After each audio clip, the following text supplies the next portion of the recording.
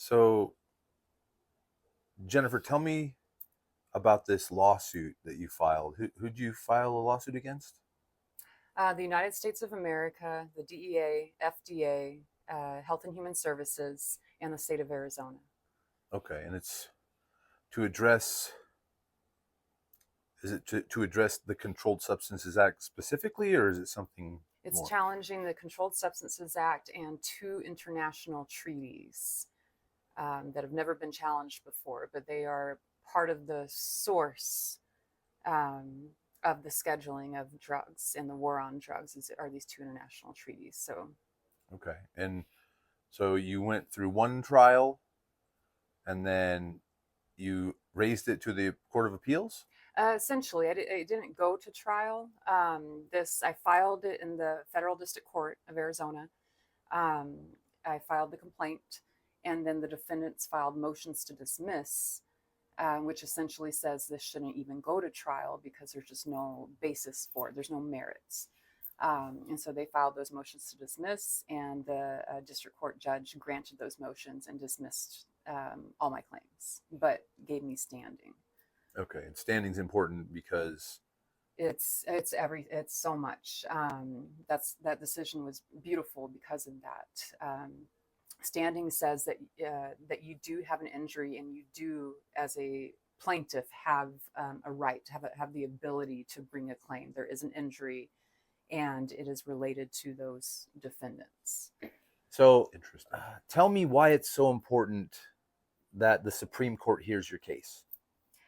Well, essentially, the district court and the appellate court have swept this under the rug, and has not allowed it to, they haven't even heard the claims. These are very valid claims. They're unprecedented. No one has ever filed a lawsuit like this challenging the war on drugs as a whole. And no one has ever created these arguments before and exposed the unlawful conduct by the government in pursuant to the war on drugs. And so far, it has been just swept under the rug through decisions that did not accurately portray what the law is, and actually goes against U.S. Supreme Court law. And so the district court, dismissed it without even hearing it, and the appellate court dismissed it or agreed with it, affirmed the district court's decision, essentially dismissing it without even analyzing it. And so to have the Supreme Court hear it, I mean, that is the only way that these claims, the voices on behalf of all the people can be heard, is if the Supreme Court hears it. So it's very important that people make this known, right? It's very important that Absolutely. this gets out to the world so people know it's even going on, and put a little bit of pressure on the Supreme Court to actually fulfill their duty here. Absolutely. Okay. Because the Supreme Court doesn't, they're not even required to hear this. They have the option, like the appellate court, they do have to make a decision. But for the Supreme Court, the US Supreme Court, I'm essentially going to ask them, will you hear this? And they could just say, no, we're not. So it's very important, because right now we do have this lawsuit could help millions of people, and it could finally end one of our longest wars. But there is a potential that it just gets swept under the rug again by the US Supreme Court, and nothing ever happens with it. And that goes against so much, like, as Americans, as humans, as people, we should have the ability to have our voices heard in front of the court if we disagree, if we think a law is unconstitutional.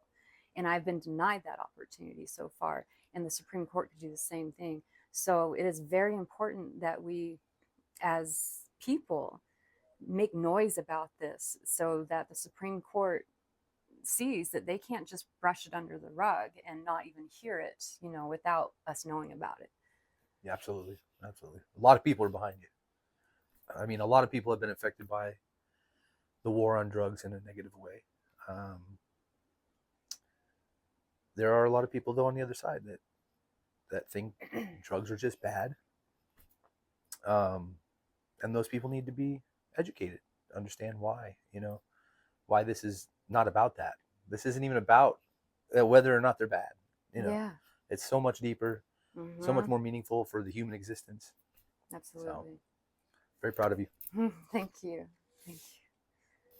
So Jennifer, a big part of this case, you're saying that they didn't follow the due process rule in as far as the Constitution is concerned. How does that play in? What's your like definition of how that works? So, so before before the government can impose criminal penalties, there must be due process before someone is taken their freedom of their body is taken away. There has to be due process, and so this is about due process of the drug scheduling process. Okay. And so the entire process used to determine whether something is criminalized or whether it is not criminalized is faulty. It's arbitrary, it's biased.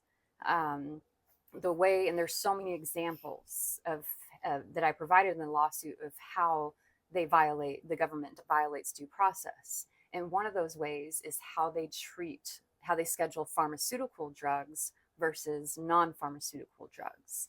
They highly favor drugs that come from a pharmaceutical company, no matter the harm, no matter the toxicity, no matter the addictive Potential elements. and all that. Yeah. They I see, there's definitely evidence of that out there. All kinds of drugs on the market from pharmaceutical companies that don't really meet the requirements of what they're supposed to. They should be, absolutely, according to them, they should be in Schedule 1, but they're not. They're in the hands of doctors who are told to sell them, right? Absolutely. Yeah. Okay. So you brought a lawsuit against the United States government, the FDA, the DEA, the HHS, the state of Arizona.